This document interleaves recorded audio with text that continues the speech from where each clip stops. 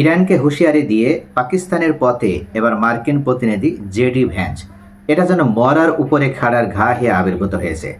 যে আমেরিকাকে দেখে যারা বিশ্ব ভয় পেত, আজকে তাদেরকে হুমকি প্রদান করতে হচ্ছে, আলটিমেটাম প্রদান করতে হচ্ছে, তাদের শক্তির জানান দিতে হচ্ছে।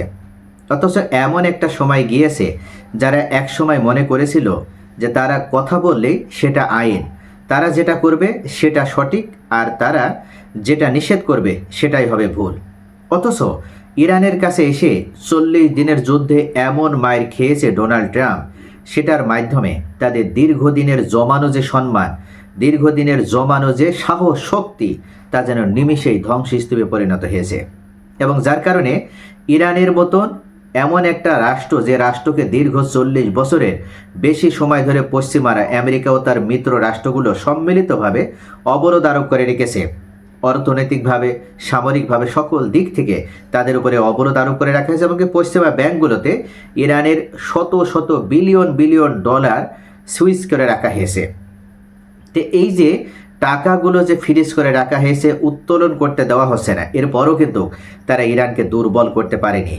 অর্থাৎ যে ইরানকে তারা মনে করেছিল হয়তো নখদন্তহীন ইরান, আজকে তারা দেখছে সেই ইরান এমন এক শক্তিশালী ইরানে পরিণত হয়েছে। তারা উল্টো ডোনাল্ড ট্রাম্পের হিংস্র যে থাবা, সেই হিংস্র থাবা তারা চুরমার করে দিয়েছে। ডোনাল্ড ট্রাম্পের বিরুদ্ধে তারা শক্তিশালী অবস্থান নিয়ে সারা বিশ্বকে জানিয়ে দিতে সক্ষম হয়েছে এই আমেরিকা অপরাজেয় নয়, দুর্ভেদ্য নয়। শক্তি এবং সাহস নিয়ে দাঁড়িয়ে পড়লে আমেরিকাও পরাজিত হতে বাধ্য। ইরানের এই সাহসিকতার কারণে আজকে সারা বিশ্বে আমেরিকার যে ইমেজ তৈরি হয়েছিল, আমেরিকার যে শক্তিমত্তা তৈরি হয়েছিল, নিমিষেই সেটা বিলীন হয়ে গেছে, সেটা ধ্বংসস্তূপে পরিণত হয়েছে। যার কারণে এখন আমেরিকার প্রতিনিধি ইরানের সাথে আলোচনার জন্য সুদূর আমেরিকা থেকে ছুটে আসছে ইসলামাবাদে, পাকিস্তানে। এবং আসার আগে সে হুমকি দিয়ে বসছে যে আমরা ইরানের কাছ থেকে এমন কিছু ইঙ্গিত পেতে চাই যেটার মাধ্যমে আমরা পজিটিভলি যুদ্ধবিরতি নিয়ে আলোচনা করতে পারি।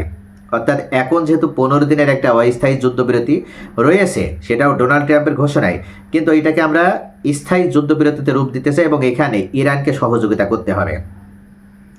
আরেকটা গুরুত্বপূর্ণ বিষয় তিনি তুলে ধরেছেন যে অনির্দিষ্টকালে যুদ্ধে সেনা পাঠানোর যে সোচ্চার থাকা জেডি ভ্যান্স এই মুহূর্তে আলোচনায় আসছে। এটার মাধ্যমে তিনি একটি বিষয় উল্লেখ করেছেন যে ইরান যদি সরল বিশ্বাসে আলোচনায় রাজি থাকে তবে আমরা অবশ্যই বন্ধুত্বের হাত বাড়িয়ে দেব।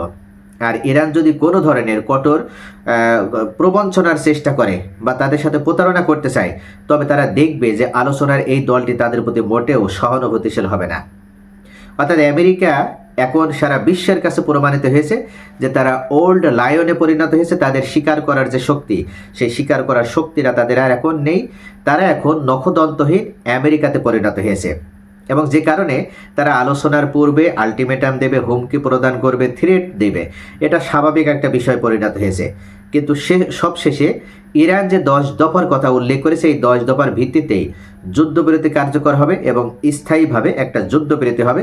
আর এই স্থায়ী যুদ্ধবিরতি মেনে নেওয়ার জন্য অবশেষে নাকে খদ্দে হলেও শেষ পর্যন্ত লজ্জাকে বিসর্জন দিয়ে আমেরিকার প্রতিনিধি ইরানের পূর্বেই তারা ইসলামাবাদে এসে বসে রয়েছে। অর্থাৎ তারা মূলত আর অপেক্ষা সহ্য করতে পারছে না। তারা যেভাবে হোক ইরান থেকে পিছুটান নিতে চায় এবং ইরান থেকে তারা এক প্রকার দৌড়ে বের হয়ে যেতে চায়। অর্থাৎ আরব রাষ্ট্রের নিরাপত্তা কে দিবে কি দিবে না এটা নিয়ে তাদের আর কোনো মাথা ব্যথা নেই। আপাতত তারা নিজেদের জীবন রক্ষা করতে পারলেই তারা বেঁচে যায়, এমন একটা পরিস্থিতির মধ্যে পড়েছে।